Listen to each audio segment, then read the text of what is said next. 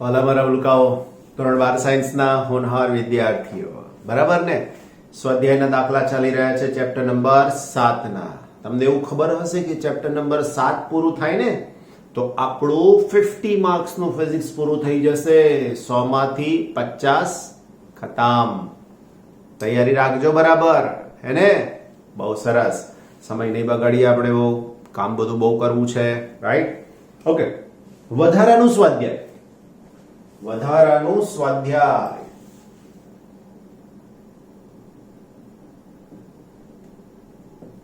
દાખલા નંબર 7.12 સમજીએ શું કહેવા માંગે છે ઓહો બધું બહુ શોધવાનું છે મજા આવશે 20 milli henry inductor that means L is equal to 20 10 raised to minus 3 Henry 50 microfarad capacitor C is equal to 50 10 raised to minus 6 farad okay ધરાવતા LC પરિપથમાં કેપેસિટર પર પ્રારંભિક વિદ્યુતભાર 10 મિલી કુલમ છે એનો મતલબ Q is equal to 10 into 10 raised to minus 3 coulomb પરિપથનો અવરોધ અવગણી શકાય તેટલો છે એટલે નથી એવું માની લો ને ધારો કે પરિપથ પૂર્ણ કરવામાં આવે છે તે ક્ષણ t છે નંબર A જે શોધવાનું છે તેની ચર્ચામાં નંબર A કુલ પ્રારંભિક સંગ્રહિત ઊર્જા કેટલી હશે શું તેનું LC દોલન દરમિયાન સંરક્ષણ થશે તો અહીંયા લખી શકીએ કે પ્રારંભમાં બધી ઊર્જા કેપેસિટરમાં છે તો અહીંયા લખીએ પ્રારંભમાં એનો મતલબ કે t બરાબર 0 પ્રારંભમાં બધી જ ઊર્જા કેપેસિટરમાં બે ભાગ પાડવા જ પડશે ઘણું બધું શોધવાનું છે કેપેસિટરમાં સંગ્રહિત હશે માટે U is equal to Q square divided by 2C વલાઓ Q નો સ્ક્વેર એટલે 100 10 raised to minus 6 2 into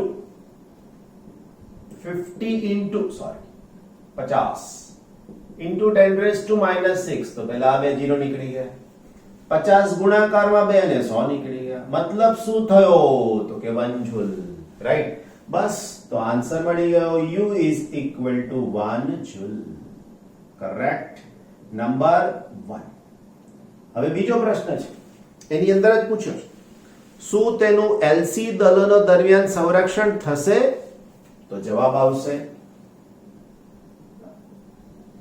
પરિપથનો અવરોધ અવગણ્ય છે માટે પરિપથનો અવરોધ અવગણ્ય છે માટે LC દોલનો દરમિયાન LC દોલનો દરમિયાન રાઈટ LC દોલનો દરમિયાન ઊર્જાનું કયો શબ્દ વાપર્યો છે સંરક્ષણ તો ઊર્જાનું સંરક્ષણ થશે કરેક્ટ નાઉ માય ડિયર બચ્ચા પાર્ટી સેકન્ડ જે શોધવાનું મને તમને કીધું છે એના માટે બરાબર શું કીધું છે સેકન્ડમાં બી બીજી પેનથી એટલા માટે લખીએ કે તમને ખબર પડે કે કંઈક નવું શોધી રહ્યા છે પરિપથની પ્રાકૃતિક આવૃત્તિ કેટલી હશે તો લખીએ પરિપથની પ્રાકૃતિક આવૃત્તિ રાઈટ કેટલી હોઈ શકે તો કે nu is equal to 1 upon 2 pi under root LC 1 divided by 2 3.14 અને under root 20 10 raised to minus 3 into 50 into 10 raised to minus 6 50 અને 20 તો 5 ગુણાકારમાં 2 એટલે 100 50 ગુણાકારમાં 2 એટલે 100 અને 1000 એડજસ્ટ કરશો ગણતરી તમારી જાતે કરવાની એવું મેં તમને કીધું છે 1 upon જે નંબર આવે તે. તો માટે ન્યુ ઇઝ ઇક્વલ ટુ, ગણતરી થોડી જાતે કરવી પડશે એવું એવરી ટાઈમ દરેક વખતે હું તમને કહું છું. મારી પાસે ગણતરી કરેલી છે, એનો આન્સર થઈ જશે 159.2 159.2 હર્ટ્ઝ. ઓકે, કોઈ તકલીફ ન જ હોવી જોઈએ તમને. સમજાય છે? Very good. Next number C, ત્રીજું શોધવું છે મારા વાલા. સી ઈ સુધી પહોંચવાનું છે આપણે, બહુ છે નહીં આપણી પાસે શોધવામાં. કયા સમયે સંગ્રહિત ઉર્જા સંપૂર્ણ વિદ્યુત ઉર્જા સ્વરૂપ એટલે કે કેપેસિટરમાં અને બી ચુંબકીય ઉર્જા સ્વરૂપે હશે. એટલે સી ની અંદર પહેલું નંબર 1 સંપૂર્ણ વિદ્યુત ઉર્જા સ્વરૂપે હશે. તો ઉર્જા સંપૂર્ણ વિદ્યુત ઉર્જા સ્વરૂપે હોય. Isn't it? ના. હવે લખીએ કેપેસિટરમાં.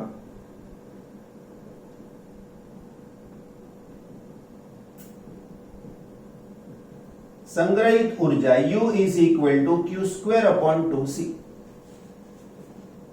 બરાબર મહત્તમ થવા માટે, રાઈટ, અહીંયા કેપિટલ Q ની જગ્યાએ હું સ્મોલ q લખું. રીઝન એવું છે કે આપણે સ્મોલ q ની સાથે સૂત્ર સમજ્યા છીએ, તો અહીંયા પણ તમે સ્મોલ q લખી શકો છો અને કેપિટલ લખ્યા હશે તો ખોટા નહીં પડે. મહત્તમ થવા માટે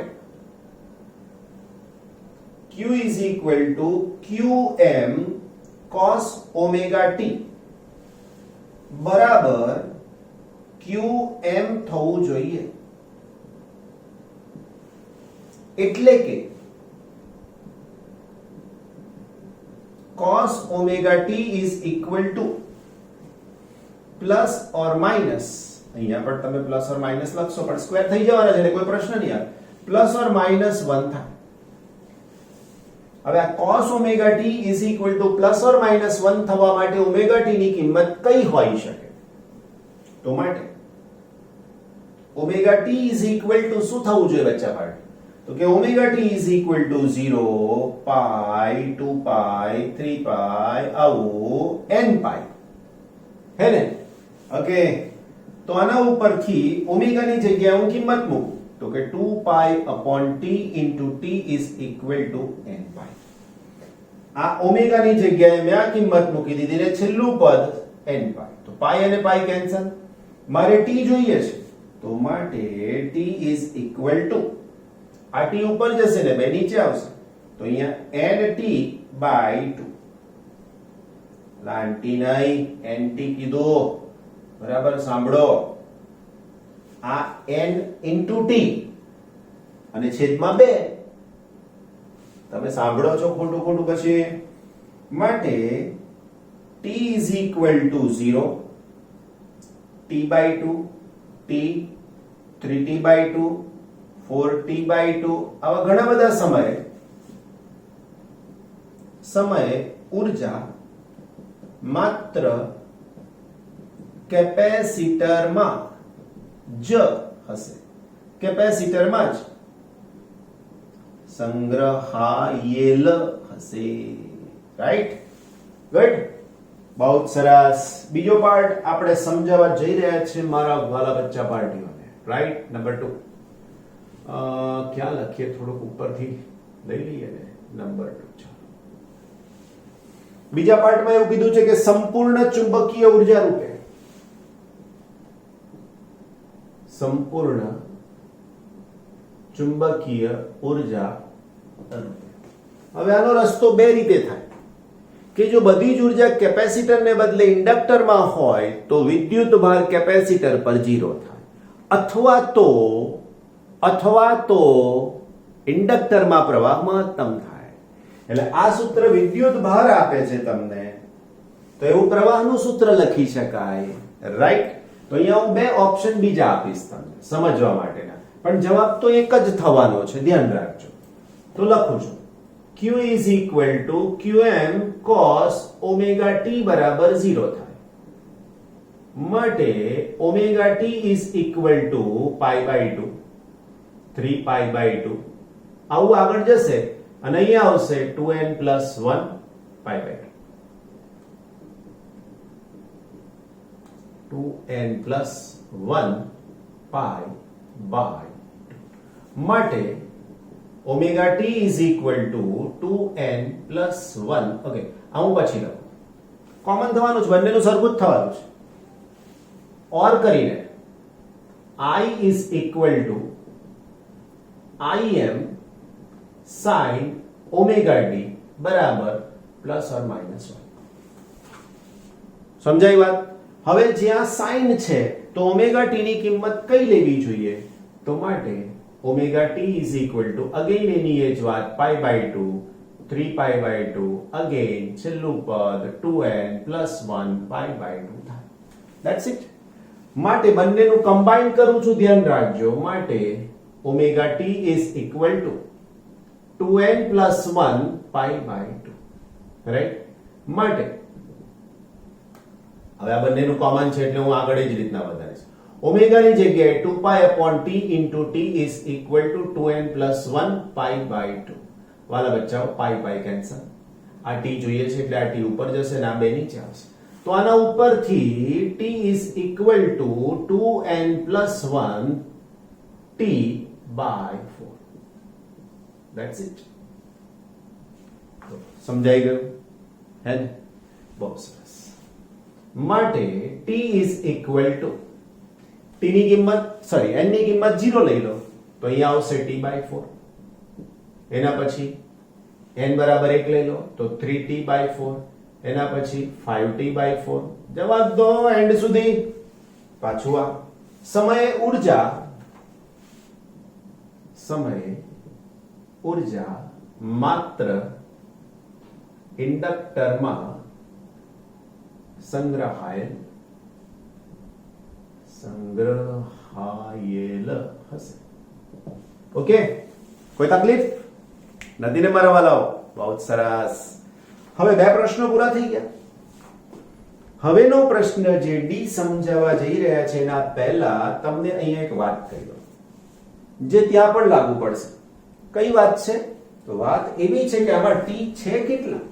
ટી એટલે આવર્તકાળ. તો લખીએ જ્યાં ટી બરાબર 1/nu બરાબર 1/nu આવૃત્તિ 159.2 is equal to એની ગણતરી કરશો તો 6.28 into 10⁻³ સેકન્ડ.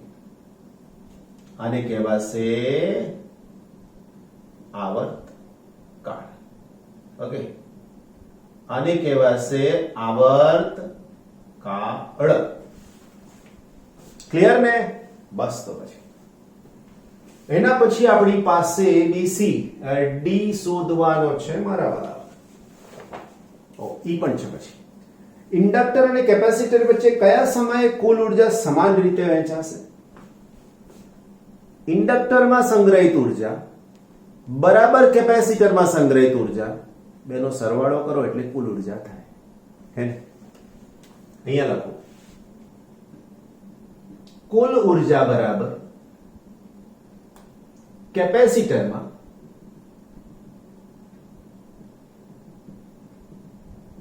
સંગ્રહિત ઉર્જા પ્લસ ઇન્ડક્ટરમાં સંગ્રહિત ઉર્જા.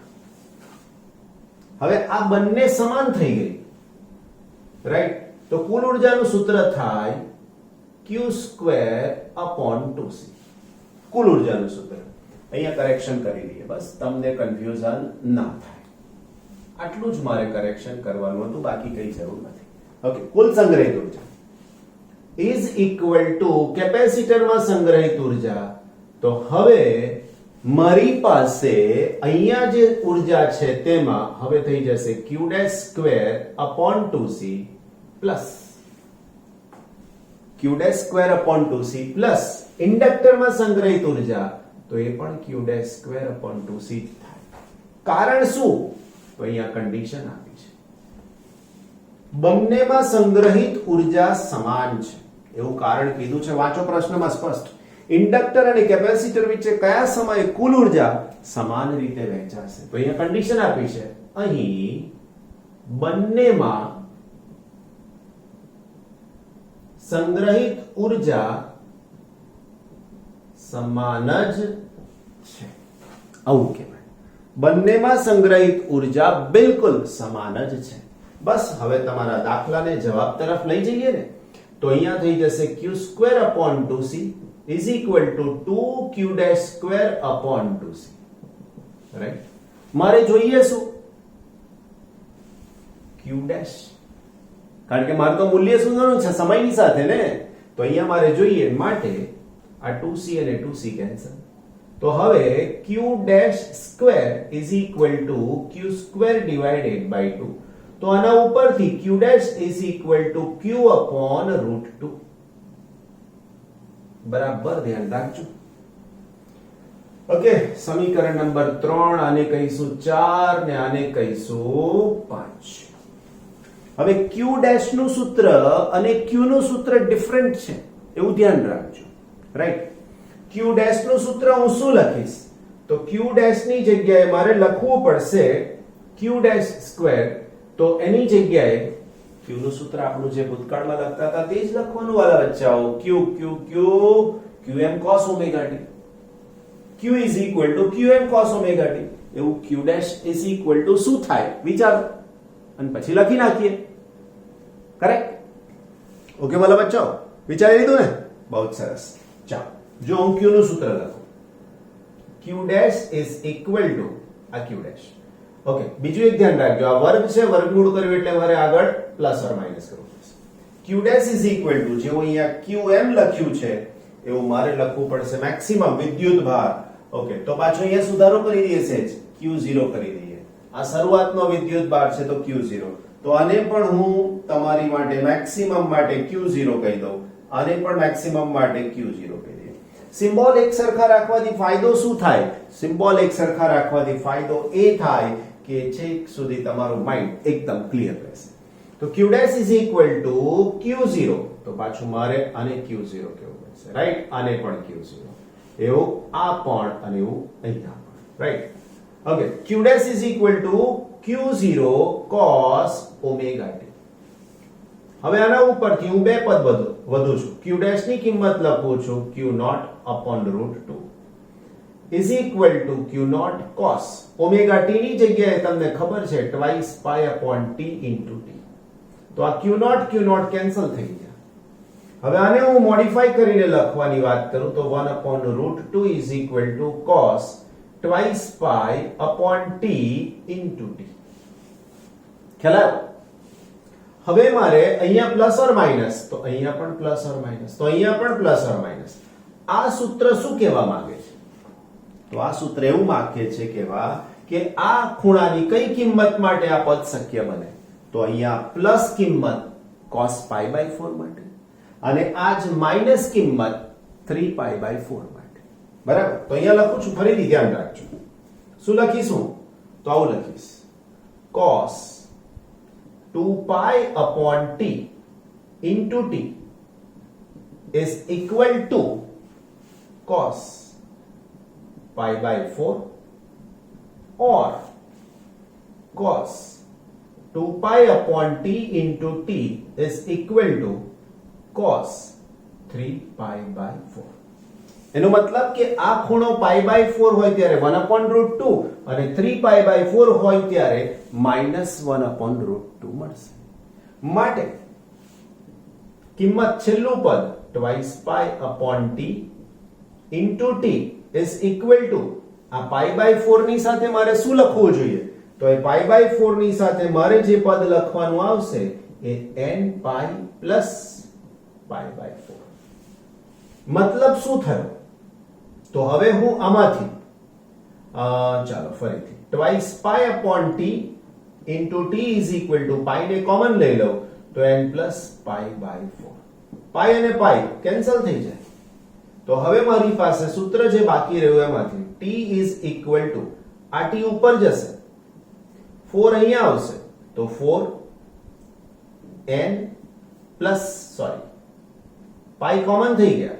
Right? 4n plus 1 t by 4 અને આ બે હજુ નીચે આવશે એટલે 8. ગણિત થોડું ગણવું પડશે તમારે.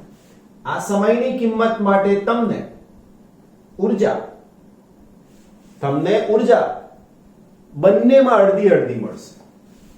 હવે આવું જ પદ આના માટે પણ લખી શકીએ. જો twice pi upon t into t is equal to અહીંયા આવશે શું આપણી પાસે તો કે h n pi plus 3 pi by 4. તો હવે twice pi upon t into t is equal to pi common લઈ લીધા 4 અહીંયા આવશે તો 4n plus 3 right upon 4. Okay તો હવે અહીંયાથી પાઈ અને અહીંયાથી પાઈ કેન્સલ તો t is equal to આ t ઉપર અને આ 2 નીચે તો 4n plus 3 into t divided by 8. તો આ સમયની બીજી કિંમત થઈ ગઈ. બસ હવે તમારે n ની કિંમત મૂકવાની માટે t is equal to શું થઈ જશે તો કે t by 8. અહીંયા 0 મૂકશો એટલે અહીંયા 1 મૂકશો ને એટલે 4 વત્તા 1 5 તો બીજું આવશે આની સાથે 5 કે 3 અહીંયા આવશે ને આ 0 મૂકી દો એટલે આ પદ માટે આવશે તો અહીંયા થઈ શકશે 3t by 8. હવે અહીંયા આવો તો અહીંયા આવશે 5t by 8. હવે અહીંયા આવો 7t by 8. હવે દરેક માટે ઉર્જા બંનેમાં અડધી અડધી વહેંચાઈ ગઈ રાઈટ. છેલ્લો પ્રશ્ન બાકી રહ્યો છે હજુ આપણી પાસે. આ કયો સોલ્વ કર્યો ડી. હવે મારે ઈ સોલ્વ કરવાનો છે. ઈ ખાલી લખી દીધું આપણે કઈ જરૂર છે નહીં. કેમ તો કે પ્રશ્નના જવાબમાં માત્ર માહિતી આપવાની. શું કીધું છે જો આ પરિપથમાં એક અવરોધ દાખલ કરવામાં આવે તો છેવટે કેટલી ઉર્જા ઉષ્મા સ્વરૂપે વ્યય પામશે. That's it. બહુ સહેલું છે. પહેલા ઉર્જા કેટલી હતી તો કે 1 જૂલ. હવે જો તમારી પાસે ઉર્જા 1 જૂલ હોય તમે કેટલી વાપરી શકો 1 જ જૂલ. કહેવા શું માંગે છે તો કહેવા એ જ માંગે છે મારા બચ્ચાઓ કે આટલી જ ઉર્જા વ્યય પામશે. તો ઈના જવાબમાં શું લખશો તો ઈના જવાબમાં તમારે ક્લિયર કટ લખવું પડે કે પ્રારંભમાં ઉર્જા 1 જૂલ હતી. અવરોધ દાખલ કરવામાં આવે તો પરિપથમાં ઉષ્મા ઉર્જા સ્વરૂપે વ્યય પામતી ઉર્જા પણ 1 જ જૂલ હશે. That's it. સરસ મજાનો દાખલો 4 માર્ક્સ માટે તમારી સમક્ષ છે. ઓકે આગળ વધીએ ને 7.13 240 વોલ્ટ એનો મતલબ ઉદ્ગમ છે VRMS 240 વોલ્ટ 50 હર્ટ્ઝ ના એસી સ્ત્રોત સાથે nu is equal to 50 hertz right. સ્ત્રોત સાથે 0.5 henry inductance L is equal to 0.5 henry inductance ધરાવતી કોઇલ અને 100 ઓહ્મ અવરોધને જોડેલ છે. R is equal to 100 ohm. કોઇલમાં મહત્તમ પ્રવાહ કેટલો હશે નંબર એ જે શોધવાનું છે તે કોઇલમાં મહત્તમ પ્રવાહ. હવે જો તમને પરિપથ દોરવો પડે એવું હોય જરૂર નથી પણ છતાંય જો દોરીએ તો તમારી પાસે આવી શક્યતા હોય છે કે અહીંયા પહેલો અવરોધ પછી ઇન્ડક્ટર અને એને તમે એસી ઉદ્ગમ સાથે જોડેલો છે. કરેક્ટ. બસ આ વાત સમજાઈ શકે એવી છે. તો આ થઈ ગયું L આ થઈ ગયું R અને આ થઈ ગયું એસી ઉદ્ગમ. એસી ઉદ્ગમ રાઈટ. હવે તમને ખબર હોવી જોઈએ કે મેક્સિમમ મહત્તમ પ્રવાહનું સૂત્ર મેળવવા માટે મારી પાસે Im મેક્સિમમ માટે શું હોવું જોઈએ તો કન્ડિશન જોઈએ. Im is equal to Vm upon Z થાય V maximum. પણ મારી પાસે V maximum નથી મારી પાસે VRMS છે તો VRMS is equal to Vm upon √2. ફરીથી VRMS is equal to Vm upon √2 है ने. VRMS is equal to Vm upon √2 तो Vm is equal to √2 VRMS ના છેદમાં Z. Z આપણે શોધવા પડે બચ્ચા પાર્ટી હે ને. તો અહીંયા Z શોધવાની વાત આવશે તો અહીંયા વર્ગમૂળમાં 2 તો થઈ ગયા આ VRMS કેટલા છે? તો VRMS છે 240 ના છેદમાં z. એનો મતલબ કે મારે z શોધવા પડશે. તો અહીંયા લખી શકું z is equal to under root r square plus xl square. Right? હવે xl હું સેપરેટલી શોધીશ. અહીં xl is equal to omega l is equal to 2 pi nu l. 2 3.14 nu 50 અને l 0.5. બચ્ચા પાર્ટી xl ની કિંમત કેટલી થશે?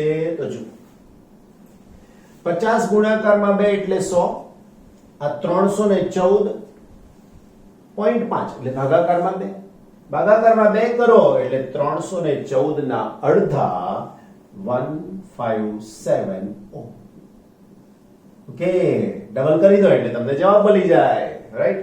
હવે મને z જોઈએ છે તો z is equal to under root r ની કિંમત તો 100 છે એટલે 100 નો વર્ગ વત્તા 157 નો વર્ગ બરાબર under root સ્ક્વેર બરાબર is equal to, હવે લખીશ under root અને is equal to આ એનો જવાબ ઓહમ. તો એ અરાઉન્ડ 186.14 મળે છે. બરાબર? બસ તો અહીંયા લખી નાખવાના 186.14. તો આના ઉપરથી IM નો જવાબ મારા બચ્ચાઓ મળ્યો 1.82 એમ્પિયર. મેં જ લખી નાખ્યો, ગણેલો છે તો કોઈ ચિંતા કરવાની જરૂર નથી. તો આ થઈ ગયો તમારા ફર્સ્ટ પાર્ટ નો આન્સર. નાઉ સેકન્ડ પાર્ટ બી.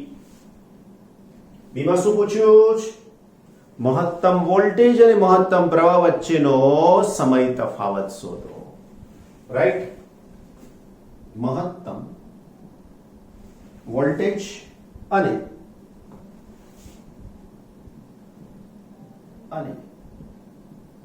મહત્તમ પ્રવાહ વચ્ચેનો સમય તફાવત.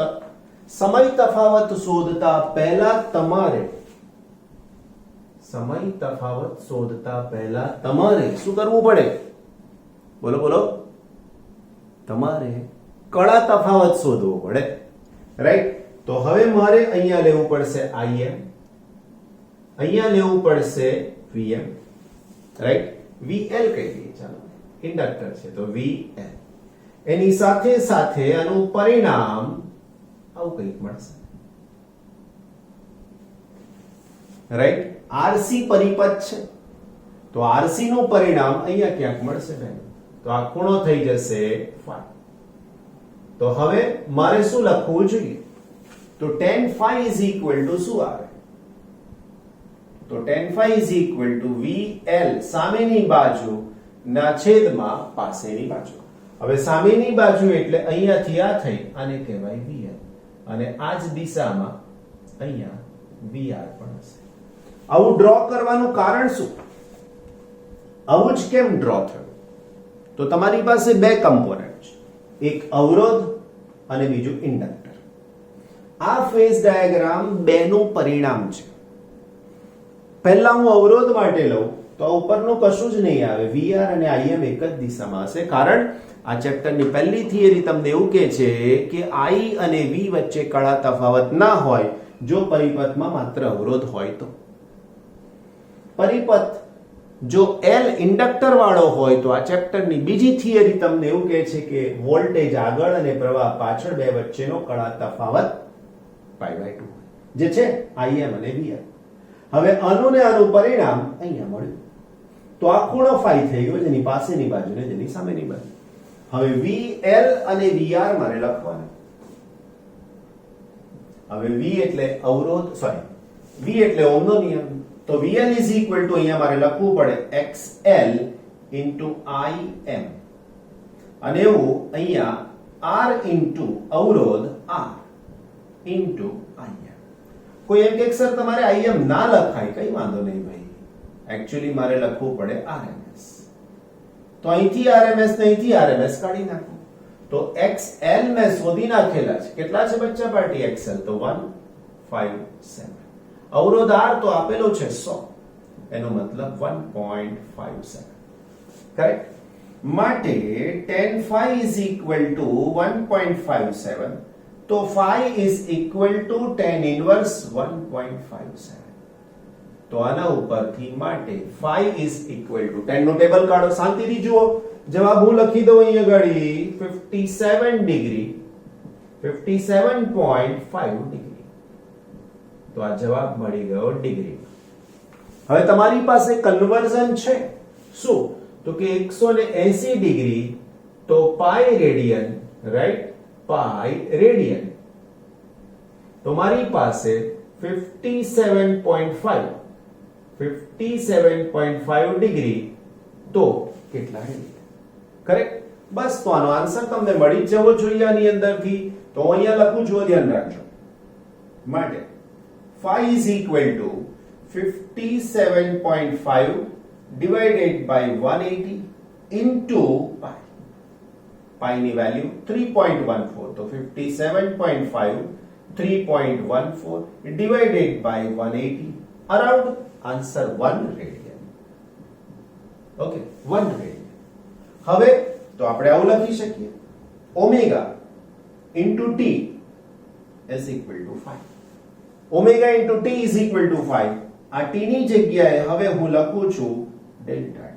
સમય તફાવત જોઈએ છે ને આપણે, તો આના ઉપરથી delta t is equal to 5 upon omega. Right? phi ની વેલ્યુ તો કે 1 radian. Omega omega omega omega 2 pi nu 1 upon 2 3.14 into 50 is equal to 1 upon 314. માટે સમય તફાવત delta t is equal to 314 છેદમાં છે, તો આનો આન્સર થઈ શકશે 3.2 into 10 raised to -3 second. That's it. This is your answer. Fine. સમજાઈ ગયું ને વાલા બચ્ચાઓ?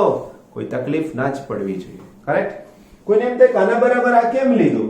Q નું સૂત્ર જુઓ, I નું સૂત્ર જુઓ, ઓમેગા t પ્લસ 5 થાય છે ને, એટલે omega t plus 5 is equal to, પછી ઉપયોગ કરી લીધો આપણે એનો. ફાઇન. વાલા મારા બચ્ચા પાર્ટી, નેક્સ્ટ દાખલો. તમને એમ થશે કે સર આના ઉપરથી કાઢી તો દો, અહીંયા ગણવો પડશે ને. ગણીએ છે ને, શાંતિ રાખો. શું જોવાનું છે? જો 7.13 ની જગ્યાએ હવે છે ક્વેશ્ચન નંબર 7.14. શું જુદું છે સમજીશું પહેલા, કારણ કે આગળ લખ્યું જ છે એટલે હું અટકી ગયો. જો 7. સ્વાધ્યાય 7.13. બસ, એનો મતલબ કે આમાંથી કંઈક જરૂર પડવાની છે. જોઈએ, જો પરિપથને ઊંચી આવૃત્તિ વાળા સ્ત્રોત એટલે 240 વોલ્ટ, આ તો બરાબર જ છે. ઓકે, અને 10 કિલોહર્ટ્ઝ આવૃત્તિ, વાલા બચ્ચાઓ આજે 50 હર્ટ્ઝ છે. હવે કેટલી થઈ ગઈ? તો કે nu is equal to 10 k hertz. 10 k નો મતલબ 10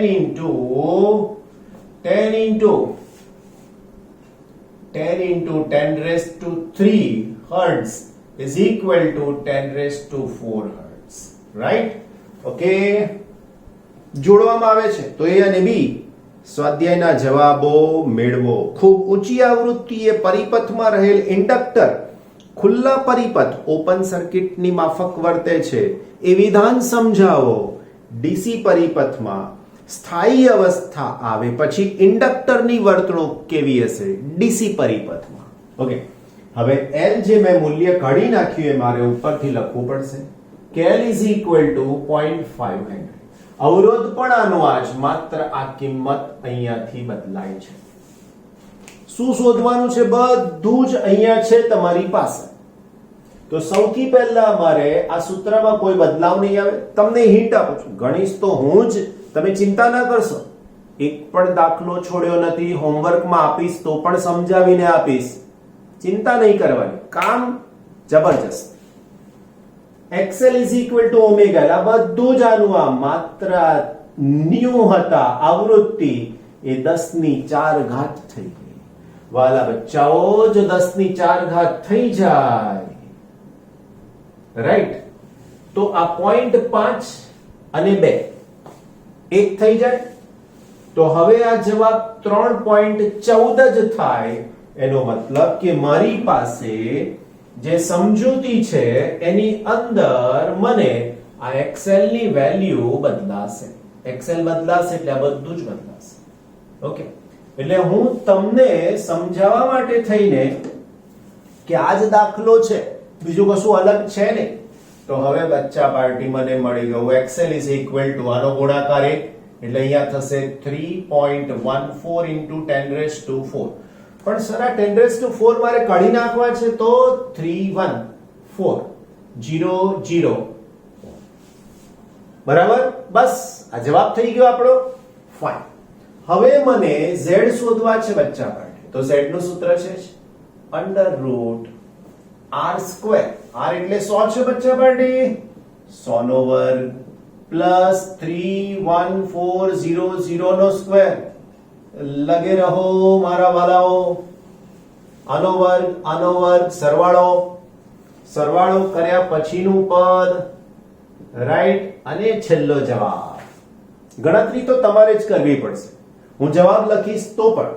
તો એનો આન્સર તમને મળે છે 314 અને ઓલમોસ્ટ 0 આનો જવાબ પણ ઓલમોસ્ટ આટલો જ થઈ જાય છે, રાઈટ? જોઈ લઈએ ફરીથી એકવાર, ચેક કરી લેજો શું થાય છે, પછી મને કહેજો. હવે આ પદ એમનું એમ જ રહેશે બધું જ, z વાળું પદ પણ વાલા મિત્રો આ જવાબ હવે થઈ જશે 31400. બોલો હવે 1 0 તો અહીંથી કેન્સલ થઈ ગયા. હવે આનો ગુણાકાર અને આની સાથેનો ભાગાકાર વાલા બચ્ચાઓ, તો આન્સર શું થાય? ગણતરી તો કરવી જ પડશે, રાઈટ? તો એનો આન્સર શું થઈ શકશે? તો એનો આન્સર થયો 1.08 into 10⁻². એનો મતલબ કે IM મેક્સિમમ કરંટ 0.0108 એમ્પિયર, જે પ્રવાહ બહુ જ ઓછો છે. આની માટેનું કારણ મારે લખવું પડે ને.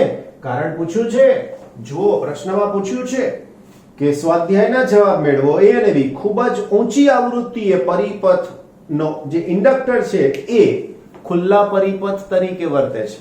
તો આ પ્રવાહ બહુ જ ઓછો થઈ ગયો, તો આપણે લખવું પડે કે અહીં આના માટે અહીં પ્રવાહ ખૂબ જ ઓછો મળે છે, માટે તે ઓપન સર્કિટ બને. ઓપન સર્કિટનો મતલબ શું? ખુલ્લો પરિપથ. સમજાવો. જો હવે આ બહુ જ વધી ગયું, આ પણ વધી ગયું, તો પરિપથમાં પ્રવાહ નહિવત એટલે તમે જોઈ શકો છો 0.1 0.01 0.1 પણ નહીં 0.01 એટલે બહુ ઓછો કહેવાય. હવે આવો પ્રવાહ નહિવત છે, માટે circuit open circuit condition. Open સર્કિટનો ક્લિયર મતલબ છે કે પ્રવાહ બિલકુલ ના વહે અથવા બહુ જ સૂક્ષ્મ વહેતો હોય એવું તમને લાગે છે, એટલા માટે એને નામ આપ્યું છે open circuit condition. Correct? Okay. પછી બી શોધવાનું કીધું છે. tan phi is equal to VL/VR. આ બંને કેન્સલ થઈ ગયા. XL ના છેદમાં R. વાલા મારા બચ્ચાઓ, XL ની કિંમત 157 ની જગ્યાએ કેટલી થઈ? તો કે 31400. XL R 0 ને 0 કેન્સલ, તો આનો જવાબ આવશે 314. બહુ બધું કહેવાય 314, બહુ બધું કહેવાય મારા વાલાઓ. tan phi is equal to 314. હવે અહીંયા પણ મારે લખવું પડશે 314, રાઈટ? એવું અહીંયા પણ લખીશ 314. જાઓ ઘેર નહીં ભાઈ, તમે તો ઘેર જ છો એટલે મારથી જાવ તો એવું કહેવાય ને. એટલે હું એવું કહું છું કે મારા વાલા ભૂલકાઓ, 10 ના ટેબલમાં જુઓ અને આ 314 ની કિંમત ખૂણાના સંદર્ભમાં શોધો. એમ કહું છું, જાઓ એટલે ઘેર નહીં, ઘેર જ બેઠા છો. તો આ જવાબ લગભગ 90 ડિગ્રી મળે, લગભગ 90 ડિગ્રી. અને એક્ઝેક્ટ તમે જોવા જાઓ તો મારી પાસે જે ગણેલો છે એના પ્રમાણે એનો આન્સર 89.8 ડિગ્રીની આસપાસ તમને મળે. હવે 89.8 ડિગ્રી એટલે પાછું આ બધું કન્વર્ઝન તમારે કરવાનું, રાઈટ? આ કન્વર્ઝન કરવાનું ફાઈનો શેમાં? રેડિયનમાં, રાઈટ? તો આ કન્વર્ઝન મારે રેડિયનમાં કરવાનું થાય તો આન્સર શું થઈ શકશે? તો જો આટલા ડિગ્રી અહીંયા લખ્યું છે, આટલા ડિગ્રી તો પાઈ રેડિયન, તો તમારી પાસે 89.8 ડિગ્રી તો કેટલા રેડિયન? બરાબર. તો હવે જવાબમાં 57, 89 અને પાઈ, તો અહીંયા થઈ જશે આ 57. તો લાસ્ટ ના હતા 89.8 ડિગ્રી. ગુણાકાર ભાગાકાર કરીને મારા વાલા બચ્ચા પાર્ટી તમારી પાસે જે આન્સર આવશે તે ઓકે અહીંયા પાછું 89.8 ડિગ્રી. ઓકે, અહીંયાનો આન્સર જે આવે તે is equal to whatever the answer in radian. હવે તમારે પાછી આ ગણતરી પાછી કરવાની. Omega into delta t is equal to 5. delta t is equal to 5 upon omega. જે જવાબ 1 હતો એ હવે અહીંયાનો જવાબ તમારે અહીંયા મૂકવાનો. આ બધું તો કોમન ચાલ્યા જ કરશે ના. આ omega omega omega omega omega omega omega 10 ની 4 ઘાત છે આવૃત્તિ, એટલે 2 પાઈ એઝ ઇટ ઇઝ 50 ની જગ્યાએ તમે મૂકશો 10 ની 4 ઘાત. 10 ની 4 ઘાત મૂકશો એટલે અહીંયા 0 ને 0 આવશે. ગણતરી તમારા ભાગમાં હું રાખીશ જ. Correct, right? જો આ દાખલો મેં આ રીતે ગણ્યો, તમારાથી આ રીતે નહીં જ ગણાય. તમારે આખો દાખલો ફરીથી ગણવો પડશે. ધ્યાન રાખજો. સૌથી પહેલા ન્યુ ઉપરથી એક્સએલ શોધ્યા, એના ઉપરથી ઝેડ શોધ્યા જે બધા બહુ જ મળે છે, એના ઉપરથી મહત્તમ પ્રવાહ શોધ્યો, પ્રવાહ બહુ ઓછો છે, એટલા માટે એમના પ્રશ્નની સમજૂતી આપવાની કે આવું જ્યારે હોય ત્યારે આ સર્કિટ ઓપન સર્કિટ કન્ડિશન બને છે. આ તો સરળ છે બિલકુલ જ. સમયનો તફાવત પણ મળી ગયો. છેલ્લે એમણે કીધું છે કે સમજાવો ડીસી પરિપથમાં સ્થાયી અવસ્થા આવે પછી ઇન્ડક્ટરની વર્તણૂક કેવી હશે. હવે એને સમજાવવા માટે મારે કઈ જગ્યા ખાલી કરવી પડે. ઓકે, અહીંયા લઈએ. હવે લખીએ ડીસી ઉદ્ગમ માટે nu is equal to 0, માટે omega is equal to 0, માટે xl is equal to omega l is equal to 0. એનો મતલબ ડીસી ઉદ્ગમ હોય ત્યારે એની પાસે આવૃત્તિ નથી, માટે કોણીય આવૃત્તિ નથી, માટે xl omega 0, તો આ પદ પણ 0. એનો મતલબ શું થયો વાલા બચ્ચા પાર્ટી? તો વાલા બચ્ચા પાર્ટી આ xl નીકળી ગયું બધેથી જ. શું થાય? માત્ર સાદો સીધો કયો પરિપથ બની ગયો? ઓહમના નિયમ વાળો પરિપથ બની ગયો, જેમાં ક્યાંય કોઈ જગ્યાએ ઉર્જાનો વ્યય અવરોધ સિવાય થશે નહીં, કારણ ડીસી પાસે આવૃત્તિ હોતી નથી. તો વિધાન કયું સમજાવવાનું છે? ઓકે, ઓપન સર્કિટ સમજાવી દીધી. પછી ડીસી પરિપથમાં સ્થાયી અવસ્થામાં આવે પછી ઇન્ડક્ટરની વર્તણૂક કેવી હશે? તો લખી શકાય ઇન્ડક્ટર એ માત્ર વાહક જેવું કામ કરશે. ઇન્ડક્ટર એ ડીસી ઉદ્ગમ સાથે આવૃત્તિ શૂન્ય, કોણીય આવૃત્તિ શૂન્ય, ઓમેગા એલ શૂન્ય, બધું જ શૂન્ય થઈ ગયું, માટે શેના તરીકે વર્તશે? ફરીથી શેના તરીકે? અલા બોલો ને ભાઈ, વાહક તરીકે વર્તે છે. એનો મતલબ કે આવા સાદા તાર જેવો ગુણધર્મ ધરાવશે, પણ માત્ર ઇન્ડક્ટર હોય તો જ. Okay, fine.